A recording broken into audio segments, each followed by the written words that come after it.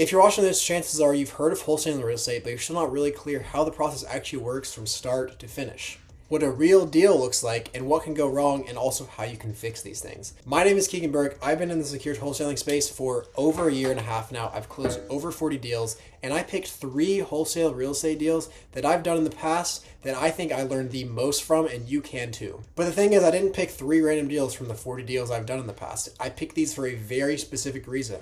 My first deal was my first ever wholesale deal. My second deal was the largest assignment fee I've ever gotten to date. And the third deal is just a recent deal that I've done that's a core example of what I do right now. As the fourth bonus deal, I'm actually showing a real student deal that's happening in real time right as I'm recording this video. So I'm just going to transparently tell you exactly what went wrong with the deal, how we're going to help him, and how we're going to make sure he actually succeeds no matter what. Everyone says, I closed this deal, I made this amount of money. No one ever shows the real story behind it. So this video is just going to serve as a behind the curtains look of exactly what happens in a wholesale transaction 3 different ways, each with their own unique problems and unique stories that we learn from. So you can see how this works in real life, avoid making the mistakes I made, and learn what actually makes the deal move forward. Then feel way more confident in trying wholesaling yourself. With that said, let's get straight to those 3 deals. This slideshow is going to serve as the actual case studies for these 3 real estate deals. As you can see on the top left here, this top left one is my first ever deal. This middle one is my highest assignment fee to date. And this third one on the right here is my most recent deal. And again, at the end, we're going to have a bonus study on a current student deal that's happening in real time. My first ever deal was actually a seller finance deal that I found in Alabama. As you can see, it was originally listed for $95,000, but it sold for $115,000 on December 10th, 2024. The way I found this deal was simply just text blasting a bunch of people asking them if they wanted to sell their home on seller finance.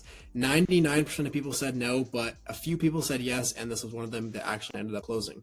The numbers look like $115,000 purchase price, $12,000 down, and then about, I think, $500 a month in monthly payments at 0% interest. So of course this deal was extremely valuable because it was principal only payments for no interest. Yes, it was over list price, but there were no interest payments, meaning it's way easier to gain equity in the property. However, the repairs did almost completely kill this deal. Let me explain how. As you can see, this house, it looks nice on the outside, but if you go indoors in the actual property, it's not as nice. There were so many things that were wrong in the property.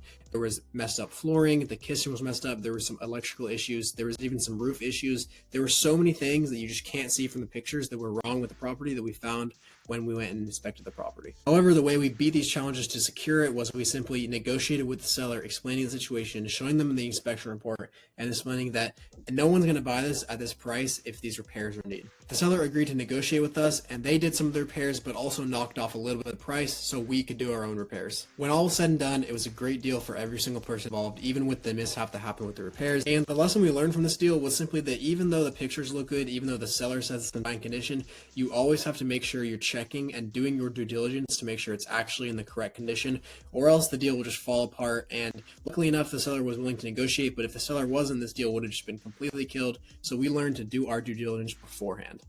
So these were the texts that started it all. Hey, would you guys be willing to consider a seller financing option? Possibly so. How much would you be able to put down? We put down 8 to 12% on the deals we do. What's your terms? And that started the conversation. That kickstarted the whole conversation to negotiate the 0% interest deal we had. They were trying to negotiate the monthly payment and the down payment. I said that we could do $12,000 down and then cover the closing costs. And we would really prefer a 7-year balloon. If you don't know what the balloon is, that means at the end of the 7-year mark, all of the money is due on the property. So essentially what most people do in that case is they either sell or refinance the property. Majority of the time it's just refinancing the property. Though I've said everything is good, but if you could do a 6-year balloon instead, we have a deal. So I said, great, let's do it. I'll let my team know you'd like to move forward, and we reach out very soon with the next steps. And then I just asked some more questions about if the property's been rented out in the past, but these are the texts that started my first ever wholesale deal. So the second case study is my biggest ever deal, which is a $55,000 assignment fee. As you can see on the picture on the right here, this was a luxury Airbnb that sold for about $1.6 million. And out of that $1.6 million, my team and I got paid $55,000. So the way we found the deal was we were just looking for luxury Airbnbs on Zillow. Now, usually I don't recommend Zillow, but the reason we found it on Zillow is because we had a buyer who was looking for Airbnbs to offset their taxes. The numbers look fantastic. This was about 1.6 million, and I believe the property was pulling in $300,000 to maybe $330,000 in revenue every single year. So it was a fantastic deal, about a 20% return for the buyer. But there was a surprise that did almost destroy the deal, which you would not really expect from a luxury Airbnb. The thing that completely almost destroyed the deal was the roof. The roof was very old and the property had a lot of square footage, so replacing the roof would have costed a lot of money. But fortunately, we explained to the seller that, no one's going to buy this at this price if the roof needs a repair. So we were able to get a small discount. We still had to eat some of the damage for the roof because the roof, I believe, was $40,000 or $50,000 to repair. But we ended up still walking away with a great deal for everyone involved. The lesson we learned from this one was, again, even if it's a luxury Airbnb, again, even if it looks on the good on the outside, there can be problems with the deal.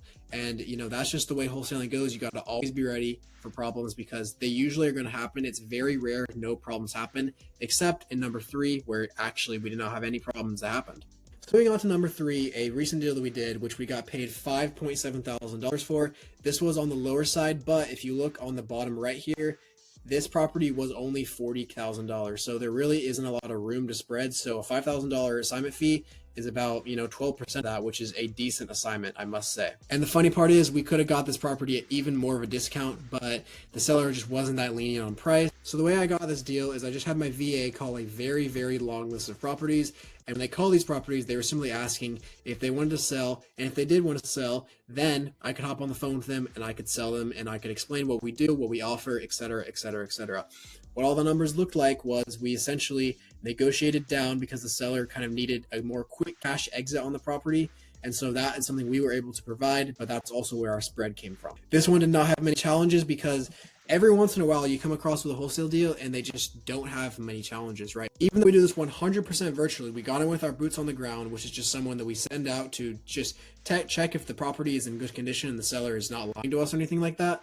And we just see if the property is in the same condition as it looks in the pictures. This is just the frontal picture, but we also got many other pictures from the seller since we asked for them. And our person got in the property and it just looked fine. So we were like, okay, cool, sounds good. Let's proceed with it. And the way we prevented these challenges was just rigorously asking the seller so many questions, such as what's the age of the roof? What's the age of the HVAC? Do you have info on the electrical? When was, this replaced? When was this replaced? Just rigorously asking them questions to make sure that as little things can possibly go wrong at the same time and just kill the deal completely. So the lesson we learned from this one was that sometimes you got a unicorn in wholesaling, but you got to make sure to ask the right questions to prevent challenges from happening, and that way you will face much less challenges when you're wholesaling real estate. So number 4, and this is actually a bonus, is going to be a student deal. So my student found this deal, funny enough, by simply just cold calling. We gave them a list of properties to call, and they just cold called, and the owner of this property literally just said, yes, I want to sell it. The numbers look great. We got this property at around $45,000 and the comps in the area looked at around $65,000. And as you can see, this property is in very fine condition. So my student is most likely going to get paid anywhere from $5,000 to $10,000 on this one. However, there was a very unexpected turn, and the unexpected turn in this situation was that the buyer had some complications with finances, so we had to adjust the deal and sign some addendums and just extend the deal longer than it really needed to be. Now, this stuff happens in wholesaling a lot of the time, but we help them lock it up by just guiding them through the entire process from getting it under contract to shit hitting the fan and then telling them exactly what to do. Sign these addendums, do this, make sure this happens, talk to the seller, give this excuse, blah, blah, blah, to make sure that we actually have the close on lock.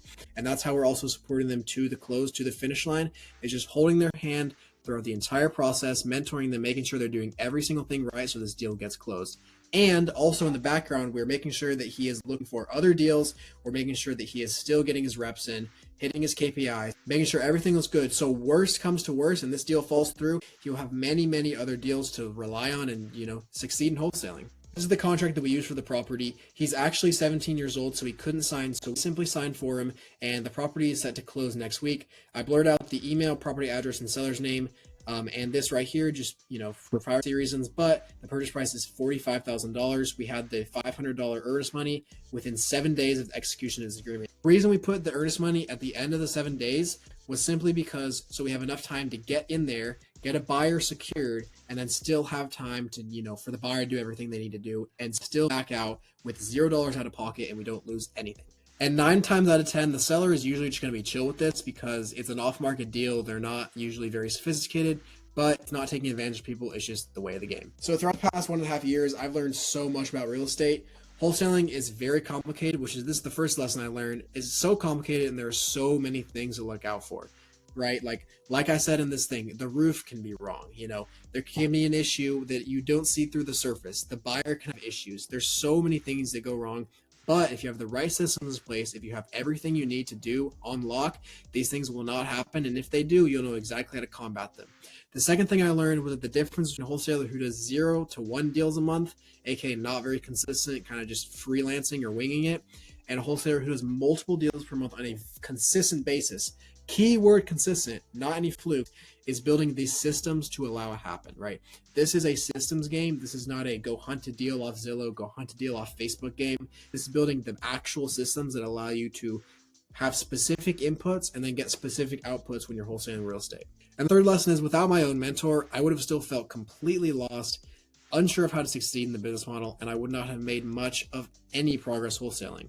Now I want to pass along some of his knowledge to other people. My mentor has done over $1 million in just assignment fees, which means just wholesaling profit. He had a pretty large portfolio of his own real estate, and he's also been in the game for nearly a decade. So in my wholesaling coaching program, we give you the exact tools that we use, we give you the systems we use, we give you everything you could possibly need, and also keep you accountable throughout the entire process, because it is a 90-day mentorship program. Along with that, you get access to my mentor, as long as myself and my business partner, to make sure that you succeed in wholesaling. So if that sounds interesting to you, it's the first link in the description. Book a call with me and we'll see if we're a good fit to work with each other. Until then, just keep checking out all my other content, and yeah, peace out.